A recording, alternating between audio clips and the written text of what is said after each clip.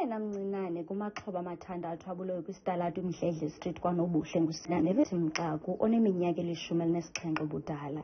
Usapho lwakhe lumchaze njengentombazane ethethela phantsi enesicwangciso sokubuyela esikolweni. Kuye kumbani sisipha izithuba zalate sayogombatha ke ngokebhedi nentombi yam lendlalana nomntana wayo. Sithe sombethe njalo singalelanga sava kutsho i-gunshots samamela. Sithe samamele njalo sava sikhona isikhalwana sitshoyo sam kusisitalato singapha kwesam.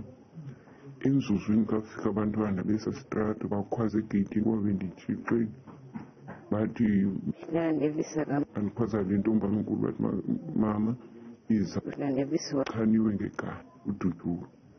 Umakhulu Sinanevith wongeze ngelithi ukubhubha Sinanevith kube sisiquphe kwaye kushiya usapho luxhwalekile lunxunguphele. We have had reports previously that this house is a drug post, as well as we have confiscated drugs from this premises. Isithethi samapolisa uPriscilla Naidu uvakalisa ukuxhalaba linani lamatyala okubulala kumasipala ombaxa weNelson Mandela Bay. Amapolisa bongoza abahlali abanokuba neenkcukacha ukuba baze ngaphambili kwizikhululo zamapolisa ezikufutshane nabo. Kwindaba zethu kuChannel 163 ndingusipho sethu Boyi Kwanobuhle.